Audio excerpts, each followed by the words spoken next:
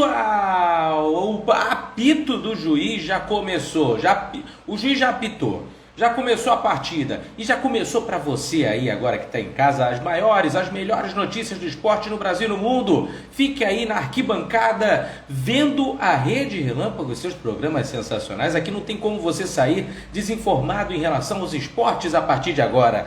É o Relâmpago nos Esportes. Olá, Mário JFSF. Obrigado pela presença, obrigado a todos que vão entrar nessa live, que vão ver depois também no canal da Rede Relâmpago no YouTube.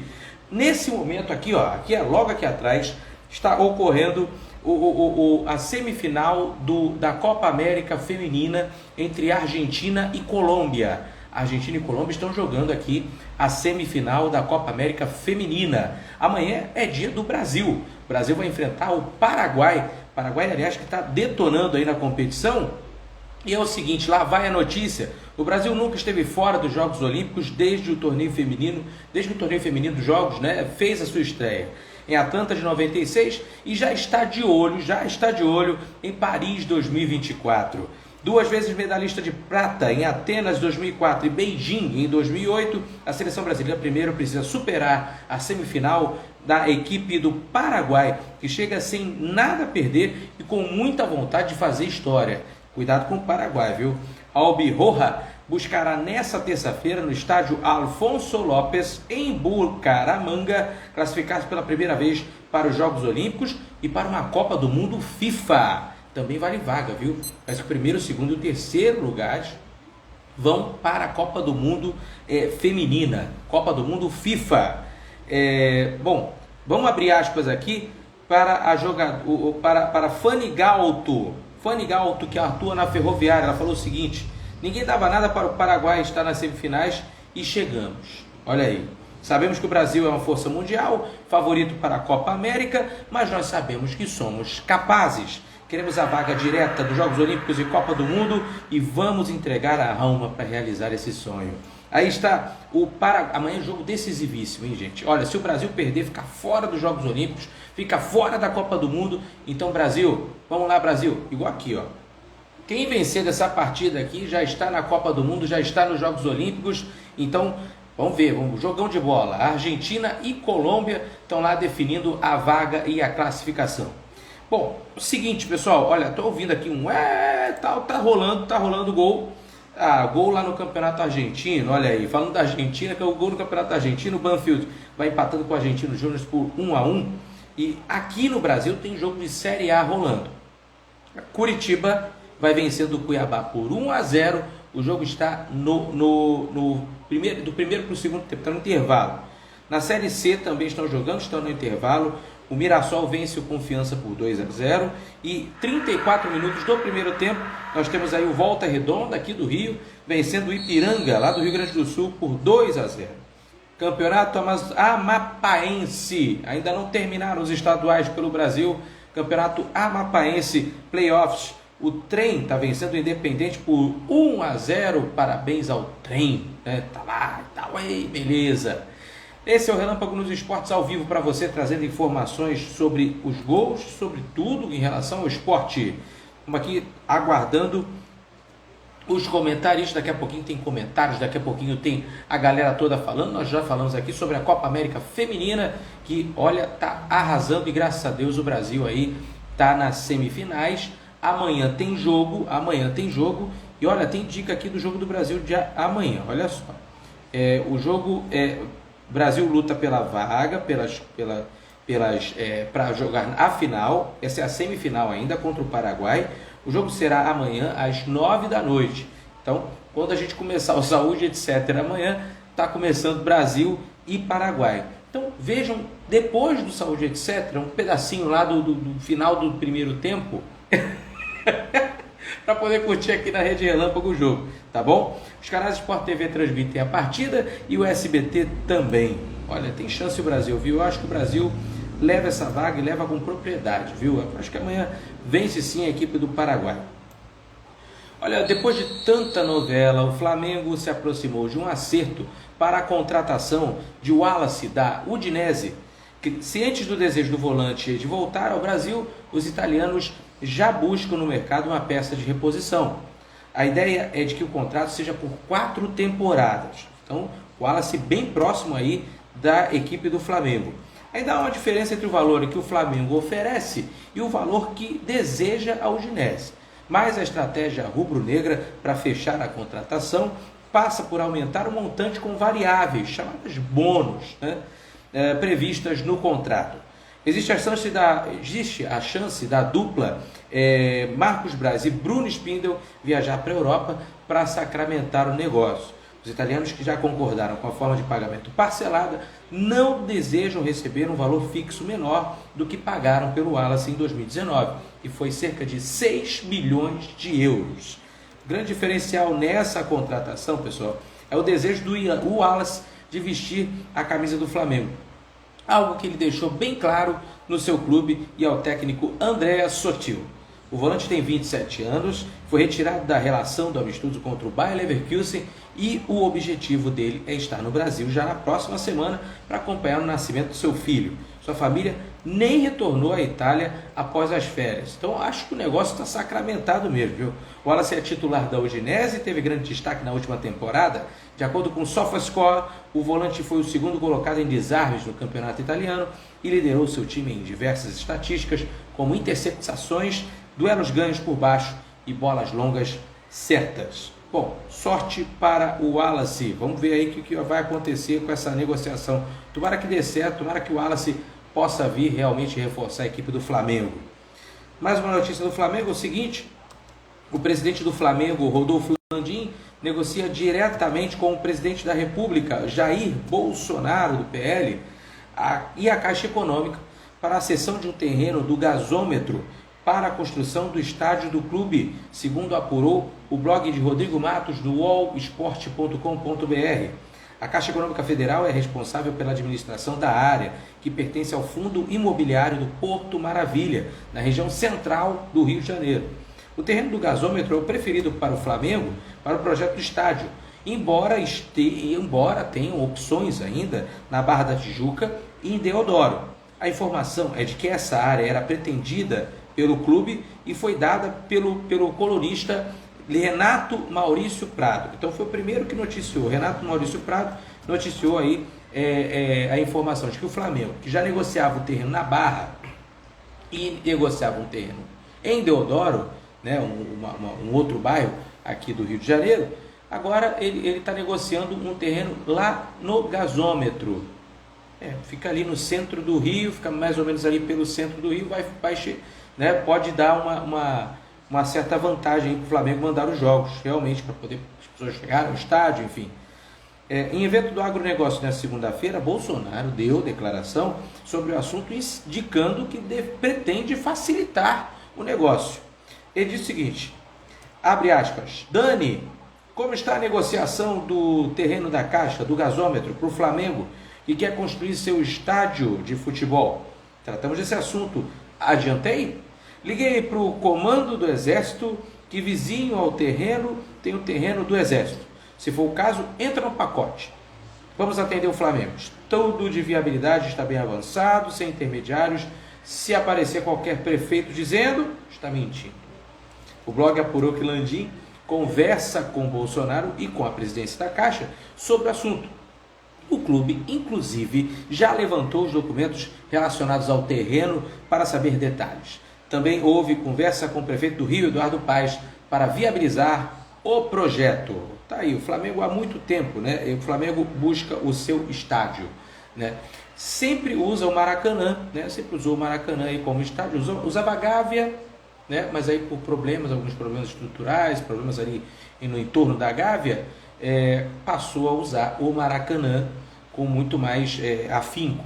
Chegou a usar o estádio da Ilha do Governador, o estádio da Portuguesa da Ilha, quem não se lembra, né? Chamado de Arena Petrobras, né? Chamado depois de Ninho do Urubu e Arena Urubu, enfim, era um nome fictício aí da arena.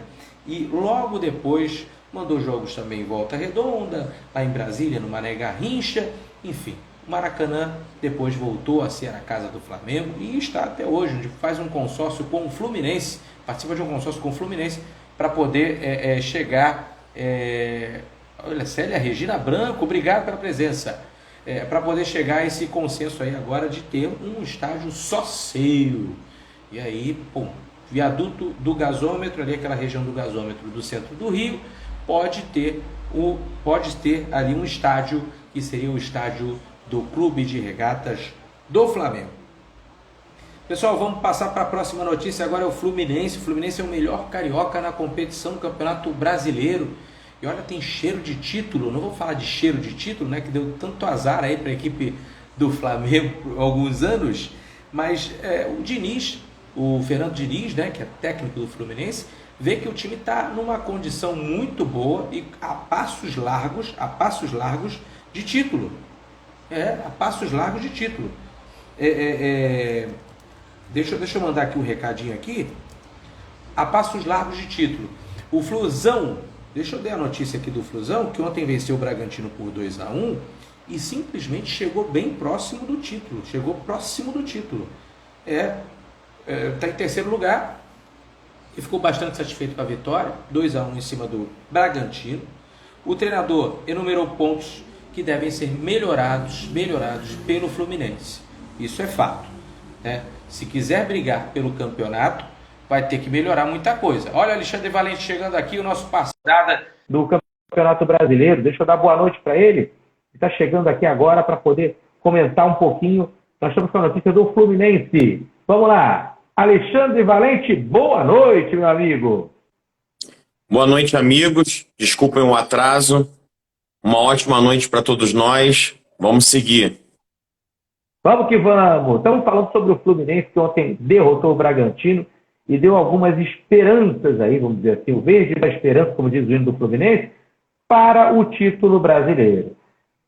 Alexandre, pelo que o Fluminense jogou, né, eu vi a partida um pouco, o que aconteceu? O problema foi o gol do Bragantino, que mostrou que defensivamente o Fluminense ainda tem muita coisa para poder acertar. Você concorda com isso, Alexandre? Você acha que o Fluminense é candidato ao título? Enfim, seu comentário, por favor. Então, eu gosto muito do time do Fluminense, gosto dos trabalhos que o Diniz tenta implementar os times que ele entra para dirigir. Acho o Fluminense com um bom elenco, acho que o Fluminense consegue fazer uma mescla entre juventude e jogadores experientes. De vez em quando sai uma sementinha de xerém ali que dá uma pimentada no elenco. O que está jogando Cano, principalmente pelo Fluminense, prova viva de que se ele tivesse um time um pouco melhor, como ele agora tem, ele ali naquele quadrado ali da pequena grande área, ele é aquele cara de poucos toques, ele é o cara decisivo. Você dificilmente vai ver o Cano fazendo uma jogada plástica, mas você vai ver o Cano sempre bem posicionado, como era antigamente alguns centroavantes clássicos, né, guardadas as devidas proporções. O Romário, por exemplo, que era baixo como o Cano é baixo, só que ele se posiciona muito bem. Parece que ele faz muito gol, que sorte, a bola sobra para ele. Não é que a bola sobra para ele, ele está parado no lugar certo, ele se posiciona muito bem. E ele é aquele jogador, como alguns narradores falam, ele não precisa de muitas chances para fazer um gol. Se ele tem 2 chances ali no jogo, uma pelo menos ele vai guardar. Isso é muito bom. Tem o Arias, que joga muito bem, gringo, arisco, esperto. Tem o Ganso querendo jogar, isso é bem legal. O Ganso sendo aquele jogador cirúrgico, como em outros momentos. Então, assim, o Fluminense vive um bom momento. Vive um bom momento, um momento realmente que o torcedor tem que se empolgar, né? Como disse bem o Alexandre aí, elencou vários jogadores do Fluminense, estão jogando a bola redonda, e merecem passar por esse momento. E o Cano, realmente, o Alexandre, o seu Vasco perdeu o Cano, meu Deus do céu, cara, o cara é um centroavante, é um matador mesmo, o artilheiro do Campeonato Brasileiro, e vai fazendo seus golzinhos lá e vai somando cada vez mais e vai ajudando o Fluminense nessa grande campanha. O Fluminense está na terceira posição, gente, com 34 pontos. O Palmeiras é o líder com 39 e o Corinthians vem logo depois com 35. Aí vem o Fluminense com 34. Não está longe, não. E realmente o Flusão pode sim sonhar com o título. Estava conversando hoje com um tricolor que falou, olha, só a defesa mesmo que deu aquele mole no gol do Bragantino, não podia dar aquele mole. E aí pode deixar tudo a perder num jogo decisivo, o que muito preocupa todos os tricolores aí. Bom, no Botafogo tem despedida, o Alexandre. O Chay vai embora, vai para o Cruzeiro por empréstimo. O cara que simplesmente no ano passado arrebentou a boca do balão, virou até música para os torcedores botafoguenses e agora está se despedindo, vai para o Cruzeiro, vai abrilhantar o Cruzeiro. Você acha que lá no Cruzeiro, Alexandre, sua opinião, ele vai ter alguma chance melhor que ele teve no Botafogo, um maior rendimento, por exemplo? Vai, o Chay, ele vinha num momento muito bom, né? Ele fez uma Série B decisiva. Ouso dizer que ele ali junto com o Navarro foram os jogadores que mais decidiram ofensivamente a Série B para o Botafogo. Teve contundido, se contundiu no momento de início, né, de campeonato de Série A. E aí agora ele tenta voltar sem tanto protagonismo, não consegue uma sequência de jogos. Não acredito que ele entre no Cruzeiro logo de cara para ser titular. Não acredito. Acho que ele chega para compor elenco, que eu acho que o Cruzeiro hoje não mexeria na sua estrutura ofensiva, mas acho que ele pode voltar a trilhar novos rumos aí, vamos colocar assim. É um jogador que se adaptou muito bem à Série B, é um jogador que chamava a responsabilidade, mas que de fato sai pela porta dos fundos. Eu vi recentemente também algumas resenhas esportivas de amigos, de conhecidos, criticando muito ele e o Canu. Logo, os dois jogadores que até pouco tempo atrás eram tidos como ídolos. E eu vi amigos meus botafoguenses criticando muito. Por que não leva logo o Canu também? E antes eu acho que o Botafogo tinha como exemplo da zaga o Canu e da parte ofensiva o Chay e o Navarro, que hoje já não estão mais no elenco. Então, futebol infelizmente é momento, né, Vitor? A gente sabe que hoje você está por cima e amanhã você pega uma sequência e você passa a ser mal visto no clube, todo mundo tenta te colocar para fora. É o futebol, não tem jeito. Futebol não dá para viver de passado. É bem doido o futebol, né? Eu digo para técnicos, então, meu Deus do céu, né? O Maurício mesmo, o Maurício fez um trabalho ruim no Vasco, com certeza. Mas você vê agora, se você é um treinador de futebol, se põe na pele do Maurício. O Vasco quer te contratar. Pô, claro, beleza, eu vou, pô, tô aqui, vou pro Vasco. O Vasco é um time grande. Vou lá, faço o meu trabalho, né? E aí, não consigo agradar, não consigo vencer. Pronto, 2, 3 partidas já são suficientes para, vai embora, vai embora. Vida de treinador é terrível aqui no Brasil, realmente, né? E o Vascão da Gama está querendo acertar com o senhor Guto Ferreira. Eu não sei se nesse momento está acertando, mas o Guardiola, não é Guardiola, é Gordoiola, sei lá, Gordiola. O Guto Ferreira é um bom técnico, é um bom nome para o Vasco, ou Alexandre? É um bom técnico, ele vem de um trabalho bem consistente no Bahia. E aí, falando sobre essa questão de técnico, falando mais do Mauricinho, né, como era conhecido o técnico do Vasco, o problema do Mauricinho, e aí eu falo por ser torcedor vascaíno, de carteirinha, o problema do Mauricinho eram as escolhas dele, Vitor. O que deixava a torcida um pouco insatisfeita é aquele técnico que não teve tempo de conhecer o elenco, mas também não se ajudou. Ele também não tentou firmar um time titular, não tentou seguir uma sequência de jogos, uma sequência lógica. Ele fez algumas modificações e algumas apostas por alguns jogadores que a torcida não gosta de simpatia.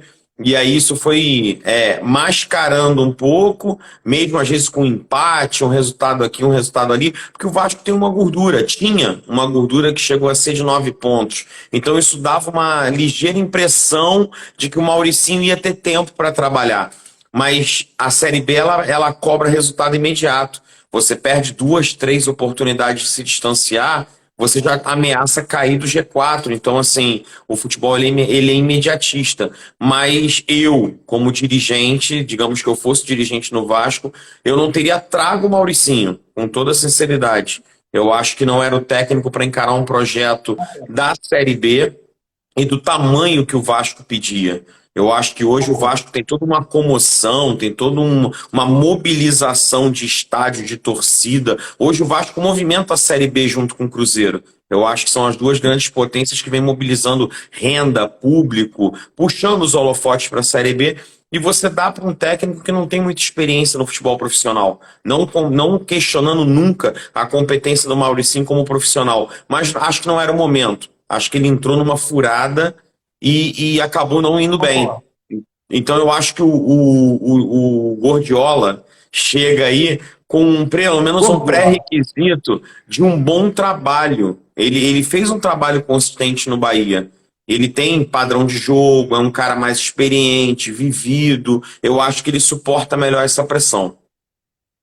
O Gordiola deve estar chegando por aí, pelo menos o passarinho verde me contou que Guto Ferreira deve ser anunciado. Não é certo, gente. O Vasco também está procurando lá o Batalha, lá do Boca, para poder ser o técnico do Vascão para o resto da temporada. Vamos ver o que vai acontecer. O fato é o seguinte, notícias do Vasco, a Justiça concedeu um efeito suspensivo e derrubou nessa segunda-feira a liminar que obrigava o Vasco a abrir os contratos com a 777 Partners. 777. Com isso, o clube já pode dar prosseguimento ao andamento do rito de aprovação da Sociedade Anônima do Futebol, a chamada SAF. A decisão foi da desembargadora Fernanda Fernandes Coelho Arrabida Paz sobre uma ação da Comissão de Direitos do Consumidor da Alerj, que solicitava a abertura dos contratos com a empresa americana. O Vasco alega que há cláusulas de confidencialidade que o impedem de expor o documento na íntegra. Olha, com a queda da liminar, o próximo passo é a convocação da reunião do Conselho Deliberativo para a votação e a venda da SAF para 777 Partners. Alexandre, isso está enrolando de um jeito que o Vasco precisa tanto, né, dessa parceria para poder conseguir, de repente, contratar alguns jogadores bons, enfim, mudar um pouco ali a perspectiva do time. A torcida é grande, você acha que vai dar certo isso, Alexandre? Então, Vitor, primeiro, a minha opinião sobre a SAF dentro do Vasco é que o Vasco não precisaria disso se tivesse gestores sérios, comprometidos. Eu já falei isso em algumas resenhas esportivas, inclusive aqui na Relâmpago. Se o Vasco tivesse dirigentes profissionais que visassem o bem do clube, um projeto a médio e longo prazo, o Vasco já deu mais do que provas à sua torcida, mobilização de marketing, de massa, de que ele teria como angariar fundos, como envolver mais os torcedores. Mas, infelizmente, ali no Vasco é muito tempo de muita gente mamando na teta. Então, assim, a SAF também vai ser muito vantajoso para muitas dessas pessoas. Como eu falei anteriormente, a SAF ela só será válida se ela tentar colocar um futebol definitivamente profissional no Vasco da Gama. Pega todo mundo que já passou por ali, todo mundo que está envolvido e afasta. Agora aqui é uma empresa. E aí você vai trazer profissionais como a gente trabalha nos nossos empregos. Profissionais capazes, competentes, que tenham currículo, que tenham metas a cumprir, sejam elas financeiras, de desempenho, de resultado. Só assim vai ter serventia a SAF no Vasco. Se a SAF no Vasco for um projeto onde as mesmas pessoas vão estar por trás, sendo parceiros do clube, a gente não consegue nada. Pelo contrário, vai ter mais dinheiro na mesa para o pessoal desviar. A grande realidade é essa. Então, assim, vamos acompanhar e vamos torcer para que realmente seja a profissionalização do futebol do Vasco da Gama. Muito cuidado. Olha, realmente o Alexandre tocou num assunto muito bom. Quando a gente envolve essa grana toda aí que a empresa vai colocar, né? Tem que tomar cuidado com auditorias, né, desse dinheiro, onde vai esse dinheiro, o que vai ser feito, essas transações e tudo mais. Não estou dizendo aqui que vão ocorrer, mas é propício, sim, né? Se você não ficar de olho, atenção torcedores, principalmente também, para poder ficar de olho, porque o Vasco da Gama, também concordo, Alexandre, não precisava disso, eu acho que não precisava. Se tem uma boa gestão, se tem um bom, vamos dizer assim, não precisa, é só montar uma boa equipe para poder disputar a Série B, como o Vasco fez outras vezes, subiu. Só que o problema é que sobe e aí não consegue sustentar na Série A, onde ele sempre foi, onde ele sempre foi, nunca deveria ter saído. Então, da primeira vez que foi rebaixado, que eu não entendi nada, depois para a segunda, depois para a terceira, tem que tomar cuidado, Vascão, tem que tomar cuidado. E agora tem o lance da SAF aí para poder meio que, vamos dizer assim, salvar o Clube de Regatas Vasco da Gama, que é tão grande e difícil estar passando por um momento como esse. Olha, na Série A, o jogo está com 20 minutos do segundo tempo, o Curitiba vai vencendo o Cuiabá por 1-0. dentro de casa, Curitiba muito bom, Curitiba do Léo Gamalho, que o Alexandre Valente sustenta que ele tem que ir para a seleção brasileira urgente. Nós precisamos de um 9. Daqui a pouquinho vamos falar do Pedro também, que está sendo ovacionado aí por todos no Brasil, todos os times falando, o Pedro tem que ir, a Copa do Mundo é Brasil, gente, a gente quer ganhar. Vamos falar um pouquinho da Série A aqui, passando só a rodada número 19, que a gente teve, foi a última rodada do primeiro turno. Se tivesse campeão do primeiro turno, ele seria o Palmeiras, lá com 4 pontos de diferença para o Corinthians, 39-35. Depois o Fluminense com 34 e completando o G4, o Atlético Mineiro com 32, que deixou escapar essa grande chance de pular lá o Corinthians e ficar bem. Eu não entendi até agora o resultado. Completam o G6, o Atlético Paranaense e o Flamengo, 31 e 30 pontos. Cuidado, Flamengo Internacional está logo embaixo com 30.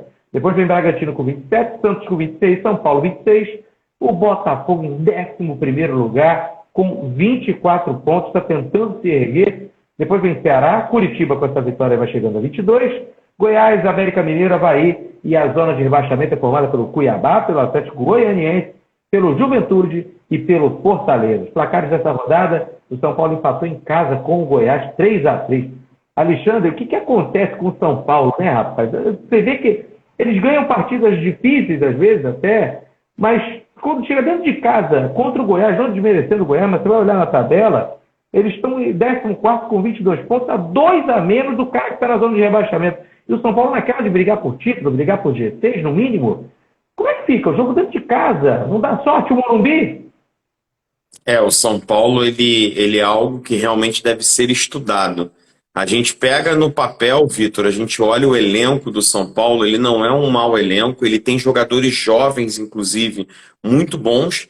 O Rogério Ceni tenta fazer essa mescla entre juventude e jogadores experientes, só que parece que o São Paulo não tem consistência. Assim, é defensiva, primeiramente, porque não dá para você fazer 3 gols e tomar 3 gols dentro de casa no mesmo jogo.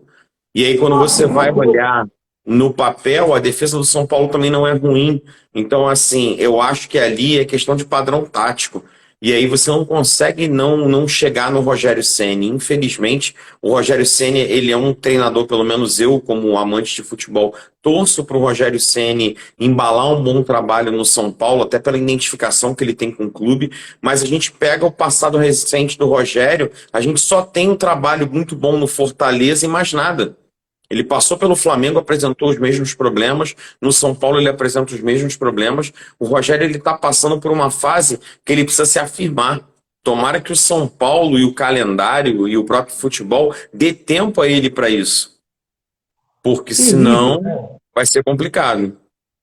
3-3 contra o Goiás, olha, gente. São Paulo está com 26 pontos na 10ª posição. Olha isso, são 19 jogos, 5 vitórias, 11 empates e 3 derrotas. Então, quer dizer, sei lá, como é que você vai explicar? Acho que a campanha é mais, vamos dizer, irregular, né? Porque você tem poucas vitórias, você tem poucas derrotas, tem uma porrada de empate. Mais de 50% de empates do São Paulo. 11 empates, meu Deus do céu. Bom, resultado por resultado, vamos lá. Orilton Santos e Engenhão, no sábado à noite também, Botafogo venceu o Atlético Paranaense. O Atlético Paranaense com um time meio que alternativo, porque vai jogar aí a Copa do Brasil contra o Flamengo, esses confrontos aí de quarta de final, que já a gente vai falar também. 2-0 o Botafogo ganhou e conseguiu dar aquela respirada. O Flamengo venceu o Avaí de virada por 2-1. O Fluminense venceu o Bragantino por 2-1. O Palmeiras, pelo mesmo placar, venceu o Internacional dentro de casa. 2-1 para garantir lá aquela primeira posição. Parabéns aos palmeirenses pelo primeiro turno, vencido primeiro turno, e bom, a campanha do Palmeiras, 19 jogos, 11 vitórias, 6 empates, só 2 derrotas, Parabéns ao Palmeiras, 31 gols feitos, 13 gols tomados, é a melhor defesa e o melhor ataque, 31 gols, aí o Palmeiras, parabéns, melhor defesa, melhor ataque, campanha realmente esplêndida. O Juventude venceu o Ceará, deu aquela respirada também. O Ceará, se vencesse, ia chegar a 27 pontos, ia lá na frente, deu mole. O Atlético Mineiro não esperava perder para o Corinthians. 2-1 para o Corinthians.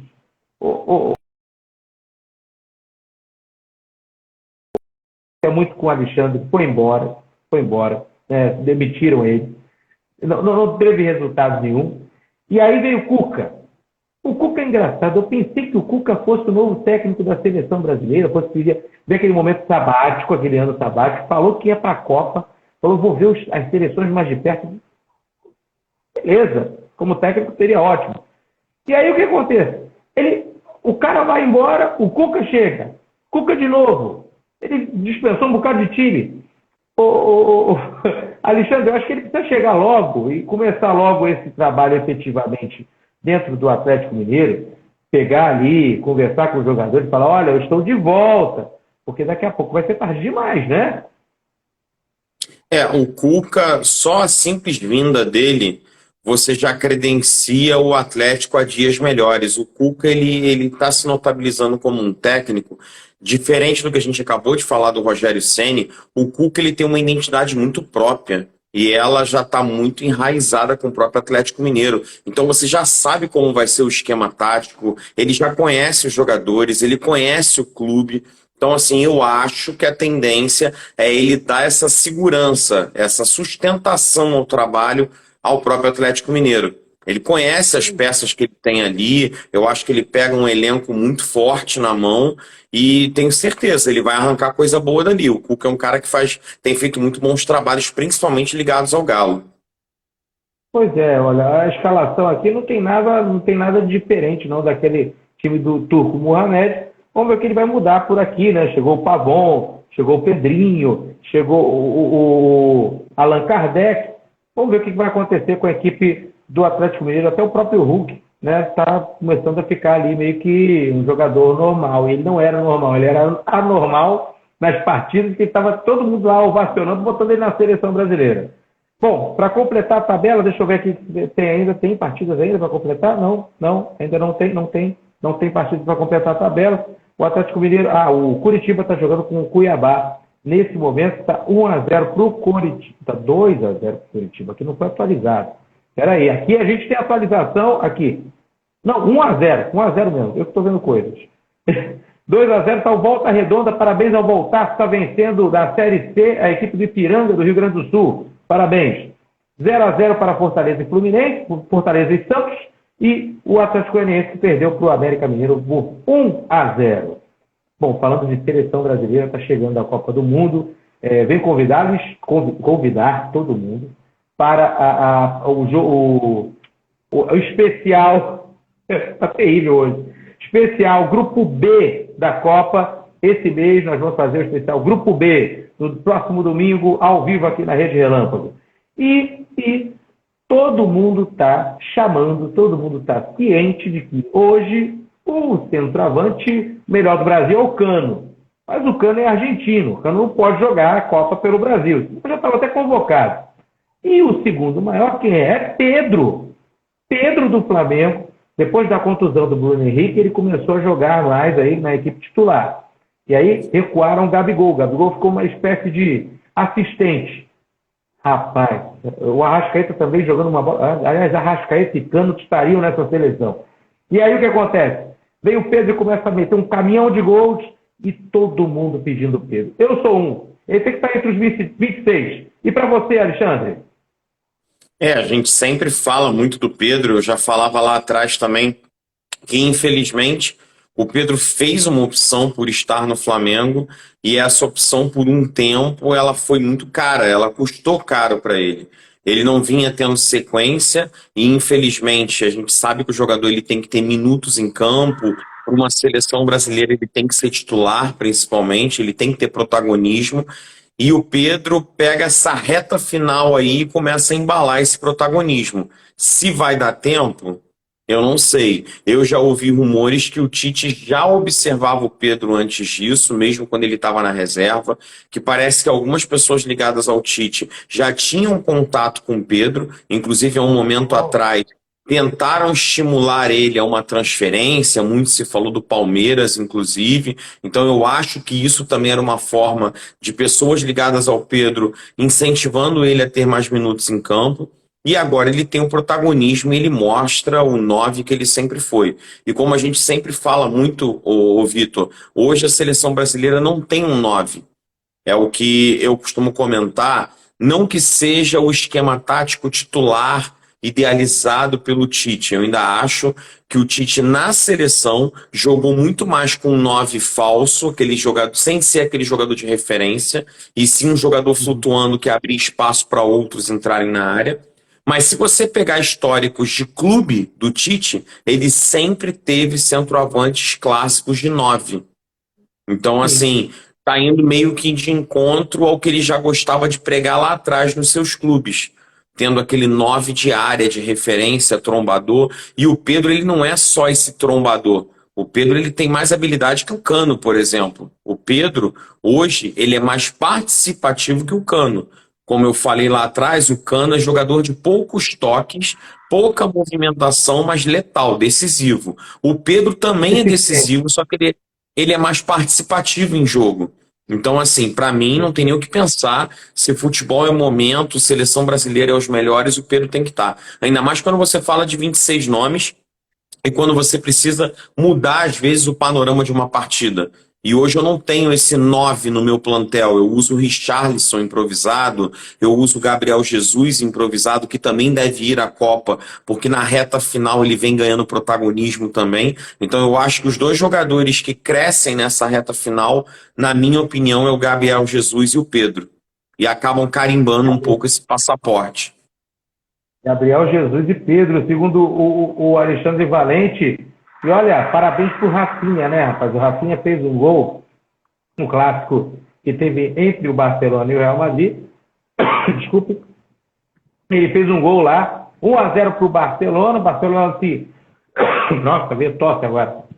Se reerguendo, o Barcelona com Lewandowski e companhia. Muito bacana, muito legal o jogo. Eu vi um pedacinho, depois vou acompanhar mais um pouco.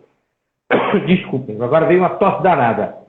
37 minutos, primeiro tempo, Copa América Feminina, a Colômbia vai empatando com a Argentina em 0-0.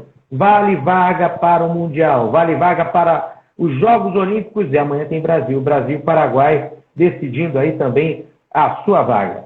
Copa do Brasil, esse mês de semana aí, separem os homens dos meninos, porque tem jogo, tem Flamengo e Atlético Paranaense na quarta-feira e Atlético Goianiense e Corinthians. E na quinta tem São Paulo e América Mineiro, Fortaleza e Fluminense. Vou perguntar agora para o nosso comentarista. Aliás, antes eu quero mandar um beijo para o Caio Guaratiba, grande Alexandre, fera braba. Ele mandou mensagem aqui para gente. Caio Guaratiba, beijo, meu querido. Está aí dizendo que o Alexandre é fera braba nos comentários. E é mesmo. Eu acredito nisso e vejo esse perfil do Alexandre assim mesmo. O cara é danado. O cara é danado. Comentários inteligentes. Flamengo e Atlético Paranaense, primeiro jogo é no Maracanã. Alexandre Valente, como é que fica o negócio? Era o Maracanã, Então, falando de classificação, Vitor, eu acho que o Flamengo cresce no momento certo. Acredito que o Atlético Paranaense vai dar trabalho, como vem dando ultimamente, mas o Flamengo passa. O Flamengo se classifica. Classifica, vence esse jogo, esse primeiro jogo agora no Rio? Para mim, o Flamengo vence o primeiro jogo no Rio e empata no Paraná. Aí, o próximo jogo, o jogo de volta vai ser lá em meados de agosto, né? Já dá tempo ainda das equipes poderem se firmar. Bom, Atlético Goianiense e Corinthians. A esse fica fácil. Eu acho que eu arrisco Corinthians, viu? Porque o jogo é lá em Goiás. Mas para você, Alexandre? Lá em Goiás, para mim, dá empate. Olha, arrisco empate, Alexandre. A live está gravada. Olha, próximas lives nós vamos fazer um bolão valendo grana e tudo. Eu, você, o Alexandre, o Roberto, o Michael e o Jacques. Vamos fazer. Tá aí, dá empate. Para mim, eu acho que dá Corinthians, mesmo estando fora de casa. Bom, na quinta-feira tem São Paulo e América Mineiro, jogo no Morumbi. Então, vamos lá. O São Paulo oscilando como sempre, mas dá São Paulo. Dá 2-0 São Paulo. São Paulo consegue a boa vantagem. Para tentar ser campeão da Copa do Brasil pela primeira vez, né? Coitado de São Paulo. Fortaleza e Fluminense em Fortaleza. Dá empate também. Para mim é jogo para 1-1. E o Flusão, eu acho que no segundo jogo aqui pega essa classificação, hein? Eu acho também que os semifinalistas vão ser os paulistas e os cariocas. Eu acho. Nada contra os times, o América, o Atlético Paranaense, também o Fortaleza. Mas eu acho que são os paulistas e os cariocas que vão decidir aí a Copa do Brasil. Falando de Série B, o Cruzeiro tem 45 pontos, é o líder. Logo depois vem o Grêmio com 36. Passou o Vasco. O Vasco deu mole. O Vasco está com 35. O Bahia em quarto, completa o G4 com 34. Muito bem. O Alexandre tocou em uma frase no início do programa muito, muito inteligente. Foi a seguinte. A Série B, eu acho que é a divisão mais difícil de todas elas, não porque só sobem 4, não. É simplesmente pela qualidade das equipes. A qualidade é muito grande das equipes da Série B, porque ali não tem. Ali são arenas lotadas e todo mundo querendo subir, meu amigo. É todo mundo querendo subir. Não tem ninguém Libertadores, aqui, vou brigar pela Sul-Americana, vou brigar para não cair, não. O objetivo de todos eles é subir para a primeira divisão, que vai dar dinheiro, vai dar notoriedade, vai dar patrocínio. Então, quem não quer, né? Olha aí, em quinto lugar está o Londrina, com 29 pontos, 5 a menos só que o Bahia, e doido para entrar nessa elite aí. E o Vasco vem descendo, está lá em terceiro. Quem está de fora, em 10º lugar, é o Esporte Clube do Recife, que eu não imaginava que fosse ficar assim. 10º lugar. Na zona de rebaixamento, 2 outros gigantes que eu acho aqui. O Guarani e o Náutico estão lá na zona de rebaixamento, caindo para a Série C. Completam o CSA e o Vila Nova, que apesar de ter vencido, né, está ali meio embolado ali o negócio ali. O Vila Nova tem 17, é o último. Aí depois vem subindo. Náutico 18, Guarani 19, CSA 20, depois vem o Operário com 21, Ponte Preta 22, Chapecoense 22, Ituano 23, Brusque 23. Alexandre, é coisa de Série B, né? É bem difícil jogar isso. É bem claro. Se hoje você pega qualquer time na tabela, tirando o Cruzeiro, Vitor, qualquer time na tabela que consiga 2 vitórias e um empate, é só você pegar a tabela. Você automaticamente movimenta esse time tanto para a parte de cima quanto para a parte de baixo. Então, se você pega 2 vitórias e um empate, que não é uma sequência assim tão difícil, você movimenta a sua vida dentro da Série B, para você ter ideia do nível de equilíbrio. Tirando o Cruzeiro, para mim o Cruzeiro de fato está 80% garantido na Série A, eu acho que ele tem uma gordura boa para queimar e não dá indícios de que vai ratear. Não dá indícios de que vai oscilar. Do Grêmio para baixo, todo mundo vai oscilar ainda dentro da competição. Todos. Inclusive quem está sendo rebaixado hoje, teoricamente. Verdade, verdade. O Grêmio tem que dar uma segurada ali na sua defesa. Melhor defesa da Série B, com apenas 7 gols tomados em 20 jogos. Parabéns ao Grêmio, né? Sempre defensivamente muito bem. E ali eles têm Londrina, o Tombense, o Sampaio Correia, o CRB, o Criciúma e o Sport de estão em embolação danada. Eu falei esses times todos, a diferença deles é de 29 a 27 pontos. Então eles estão todos aqui nesse miolo e olhando para cima lá. O Bahia, cuidado, o Bahia está com 34, só 5 pontinhos. 2 rodadas podem fazer a diferença. É isso. Realmente a Série B super emocionante. Parabéns mesmo. Olha, uma das Série B, acho que mais disputadas dos últimos tempos. Sem contar na Série A também, né? A Série A também está bem disputada, né? Está bem equilibrada. Não dá para a gente traçar agora que um time ali será o campeão. O Palmeiras está com 4 pontos na frente, mas não quer dizer absolutamente nada. Vai começar a época da Libertadores, o Palmeiras costuma dar aquelas quebradas em jogos de Libertadores, porque bota o time titular lá na Libertadores e bota um misto meio que no Brasileirão. Que agradece a equipe do Corinthians, né? Apesar que não, o Corinthians está dentro da Libertadores, o Atlético Mineiro também. Gente, é só timão. E, de novo, a Libertadores vai ter Brasil na final, Alexandre? Com Libertadores, certeza. eu acho que vai dar 2 clubes brasileiros de novo. Eu acho. Não é difícil, não. Pessoal, está passando nesse momento aqui, o joguinho que está passando aqui, jogo importantíssimo para a vida da Colômbia e da Argentina. Vai terminar agora, daqui a pouquinho vai terminar o primeiro tempo, Colômbia 0, Argentina 0. Olha, algo vai para a prorrogação, pênalti e tudo mais, vale mais do que a vaga na final da Copa América. Vale vaga no Mundial Feminino da FIFA. Vale vaga na Olimpíada, no Jogo. Parabéns. Alexandre Valente, destaque da semana nota 10 para você. E o nota 0 também da semana para a gente abrilhantar aí. O que aconteceu durante a semana? O que você pode destacar para a gente?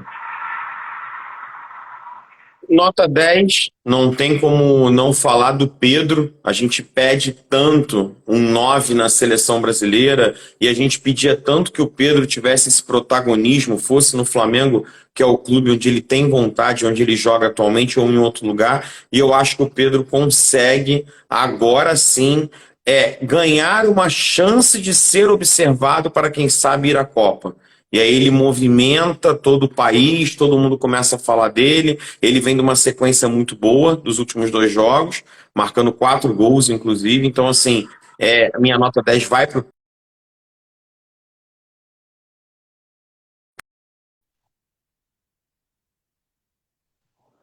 É isso, será, se Deus quiser. E nota 0, Alexandre? Nota 0. O que você joga na parede assim, fala, que raiva? Nota 0, infelizmente, para a oscilação do meu Vasco da Gama na Série B. Você consegue abrir 9 pontos, você tem a saída do Zé Ricardo, depois você tem um interino indo razoavelmente bem, você contrata o Mauricinho entra em atrito com a torcida, entra em atrito com a filosofia que a gente espera que o Vasco tenha nessa Série B, que é de protagonismo, e acaba culminando na saída dele do Vasco da Gama. Então, assim, nota 0 para toda essa zona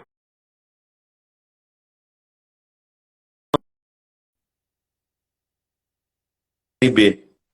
O Vasco hoje é o 3º colocado na Série B e, infelizmente, a desorganização ainda chama atenção dentro do Vasco da Gama. Então, a nota 0 vai para a desorganização do Vasco da Gama. Poderia ser melhor, né? Poderia ser melhor a história do Vasco da Gama na Série B. Tomara que no próximo Relâmpago dos Esportes que a gente possa falar, a gente possa dizer, olha, o Vasco de novo está bem e dando aquela tranquilidade para o torcedor vascaíno, que merece realmente, e até para nós também, né?